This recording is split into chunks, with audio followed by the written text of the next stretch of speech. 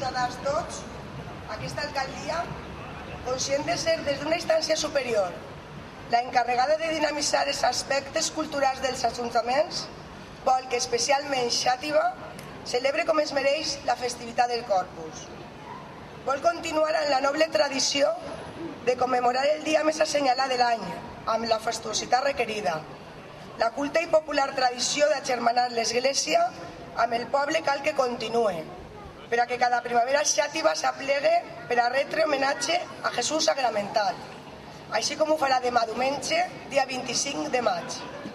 És per això que anunciem tan singular festa i encomanem el divertiment que l'acompanyarà amb el seguici de gegants i nanos i de músics i dansetes. Recordem també amb l'Església el dogma i els manaments de la doctrina cristiana i parem l'atenció que mereix la convivència en els principis que regeixen el bé comú.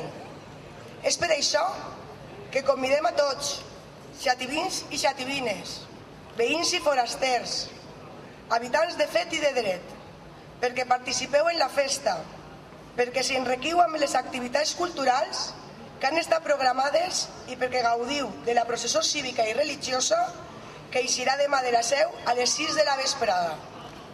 I és per tot això que us demane que prepareu els carrers, adorneu els balcons i ompliu els carrers de Xàtiva per a donar fidel testimoni per contemplar com de sàvia és la tradició, de tot el qual mane es dona lectura pública en els llocs de costum, tal i com ve fent-se des de temps immemorial. Xàtiva i maig de 2007. La regidora de Cultura, en nom del president de la Diputació i alcalde de Xàtiva, Alfons Rus i Terol.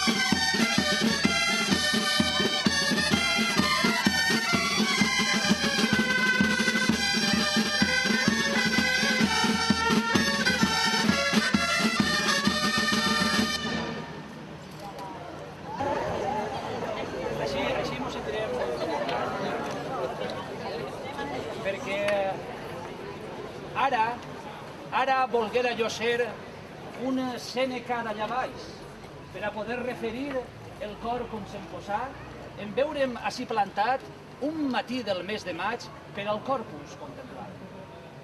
Mireu, vaig matinejar i a les 4 del matí en la plaça del Mercat estaven uns pixavins ells entre ells enraonant. Vol vindre vostè també, em digueren, i en un tant de la plaça de la Seu veurem també els gegants que demà desfilaran? Els respongui, anem avant. Arribaren. Més quins crits, quines braçades, quins brams. No irem en un roglet al pareixer d'estudiants. I era així perquè arguïen uns amb els altres disputant. Hi haurà cavallets enguany? Hi haurà misteris enguany? Uns deien, concedo, i nego, deien molts altres cridant. Altres també deien, provo, distingo, digueu ja gran. Si hi ha conquegus et voces i la festa és com abans, els haurà concedo totum. Més si és com l'any passat, que no hi hagué, nego i nego per cap dels 4 costats. Tots quedaren fets uns momos i jo en quedí espaterrat. Que no parlaran de l'au fènix? Sobre la que s'ha disputat si pot ser o no? Si hi ha o no hi ha? En fi, vaig dir, anem-nos-en al poble, que així la festa s'ha acabat. Però un perruca d'aquells que per allí rodant anava, s'acostà i en digué: «So llaurador, i per què se'n vol anar?» «Pues no», li digui jo aleshores, «si cavallets no hi ha, ni danses ni misteris, quin que fer així tindran totes les gens de la llegua i els que de més llum vindran?» Ell em va dir: «Pues home, no s'hi ha fava, havíem de faltar a xàtiva els requisits que aquesta funció fan més gran i que la fama aplaudeix per tot el món, coronant per més solemne i més bona, més devota i rutilant, més lluïda i misteriosa que s'haja vist mai?» Jo li vaig dir: «Vaig acallant, senyor meu, si no ha vist terres, que en aquest assumpte gegants volen ser els valencians, des del més menut al més gran». En fi, entre aquestes i altres coses que allí estaven passant, arribaren danses, dolçaines, tabals, bocines, trompes marines, també el drac emplomat, dansadors, llauradors, i si he de dir la veritat, ningun any m'han fet més goig, perquè portaven davant agutzils, sergents i tropa, i multitud dels que fan els papers a la degolla, dansadors dansant, de quan en quan volten l'aire, vestits de seda flamant. En fi, al temps de tornar-me'n al poble, per lleu, vaig recordar els misteris que oferiren l'any que ens feren soldats. Els busquí i els pugui aure. Com que els porte, i donat que enguany ningú no els volia representar, he pensat: per què no ens donem el gustàs d'almenys contar-vos-els? Hem fet bé? No ho sé, això ja vostès ho diran. A partir d'ara, i al llarg d'aquesta cavalcada del convit, els contarem, els representarem dos misteris. El misteri d'Adam i Eva, el misteri del pecat original. I, en segon lloc, el misteri de Sant Cristòfol. Senyores i senyors, sense més dilació, això sí, amb molta devoció, les auques dels misteris.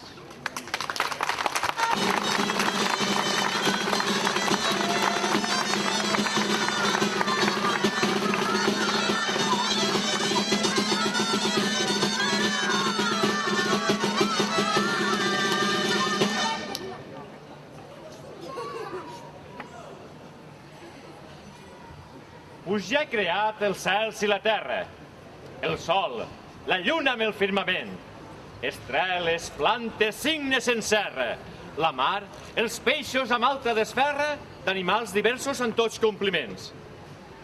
Fem ara l'home la nostra semblança, al qual obeïsquen les coses creades.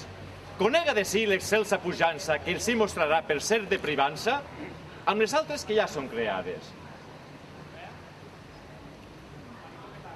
En lo firmament, la mar i la terra, no hi ha cosa creada que sia més bella. Donem-li ajuda en qui puga estar. Fent, doncs, la dona de la seva costella, amb qui tot el món es puga alegrar de tot allò creat sense rua ni mella.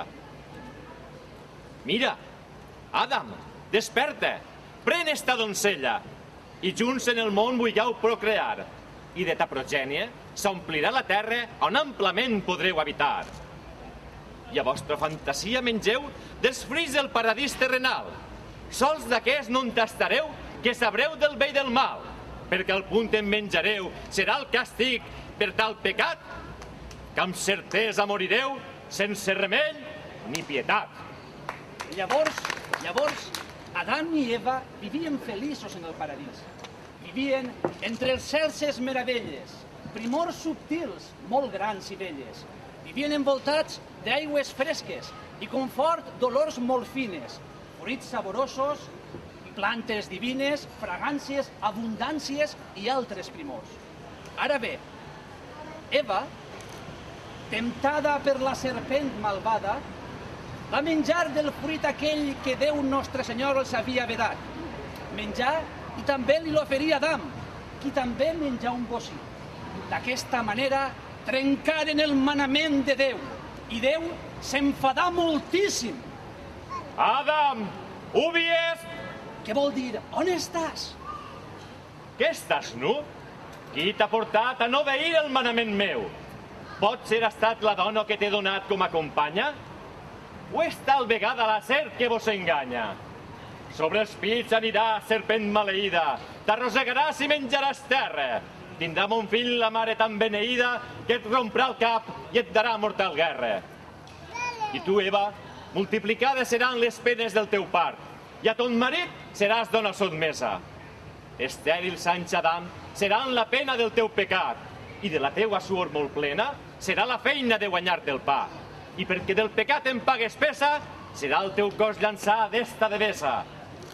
Àngel molt fort i preeminent, ministre meu imperial, llanceu al desobedient del paradís terrenal. Aleshores, l'àngel celestial els va portar dolorosa embaixada. L'àngel celestial els va anunciar una cosa que estaven esperant Adam i Eva, que penedits del que havien fet, escoltaren les paraules de l'enviat. Per llarg temps i en vida fatigada, diu Déu nostre Senyor que amb suor del vostre front viureu, i amb suor del vostre front viureu tota la vida per fer mal consell de la serpent maleïda.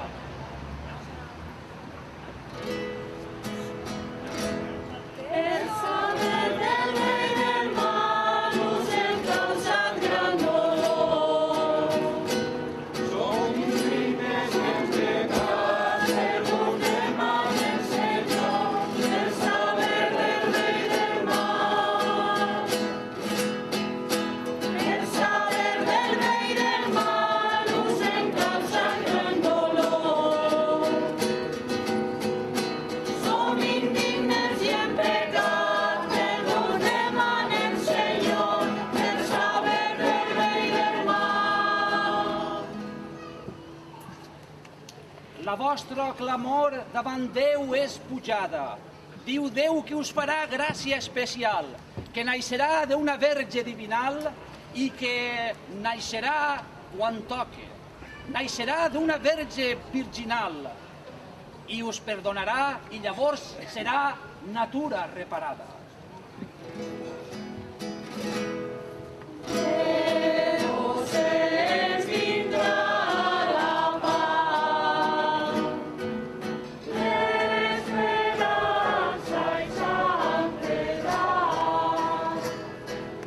Déu nostre Senyor vindrà, Déus nosaltres pietat. Déu ens vindrà la paz, l'esperança i santedat. Déu nostre Senyor vindrà, Déus nosaltres pietat. Tot seguit els contarem el misteri de Sant Cristòfol. La trama narra sobre el camí cap a la salvació que un ermità va aconsellar al pelegrí Sant Cristòfol. Sant Cristòfol, que el representarà el meu company, era un home de gran presència, ben bé un gegant. I l'ermità, que el faré jo, va manar en penitència a Sant Cristòfol que ajudara els peregrins a passar el riu. El primer encontre entre Sant Cristòfol i l'ermità fou de la següent manera. Amic meu, sigueu benvingut, acosteu-vos més a mi. Què busqueu? Si aneu perdut, jo vos mostraré el camí. El camí no sé per on ni on aniré a parar. Pare, jo vaig a buscar el Senyor de tot el món. El Senyor que vos busqueu vos vol el seu servidor. Dejuneu-li amb gran amor i ben pront el trobareu. Dejunar jo no podré perquè és molt gran ma presència. Doneu-me altra penitència que jo cert la compliré.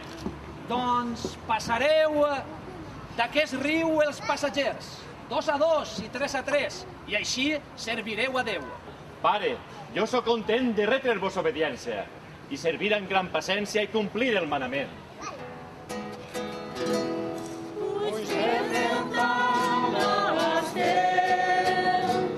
Oh, Sant Cristòfol gloriós,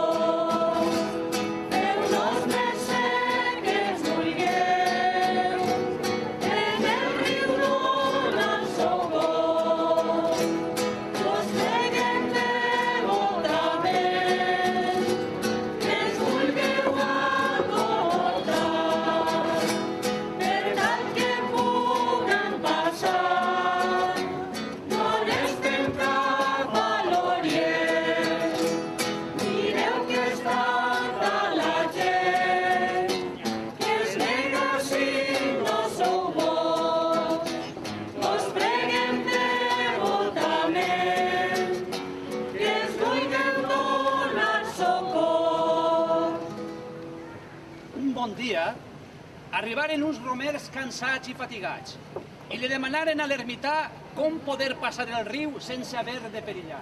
L'ermità els digué: per passar el riu o per la salvació buscar, volem-vos instruir, som molt contents.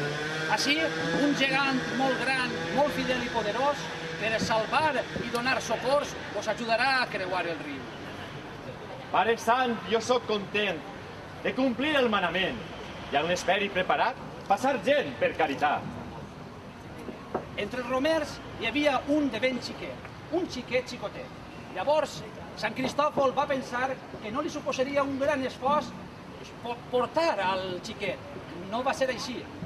En qualsevol cas, el xiquet cridà l'atenció de Sant Cristòfol. Li digué: Cristòfol, Cristòfol, passa'm l'aigua, passa'm l'aigua. Infant petit, jo sóc content de passar-vos el corrent.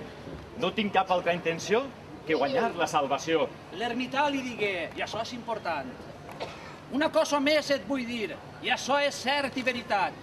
Quan florirà el bastó teu i el seu fruit haja granat, el sant regne hauràs guanyat.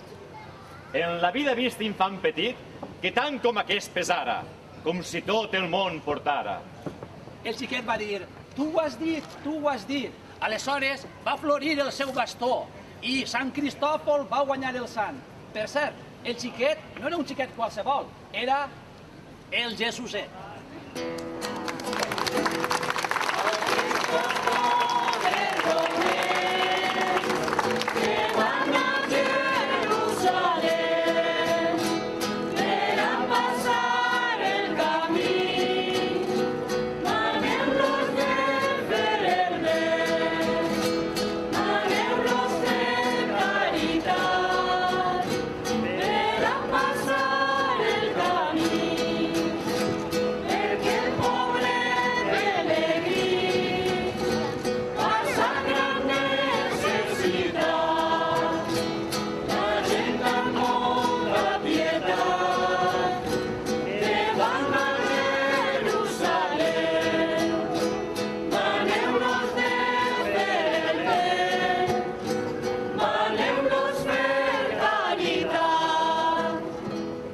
Misteri contat, misteri acabat.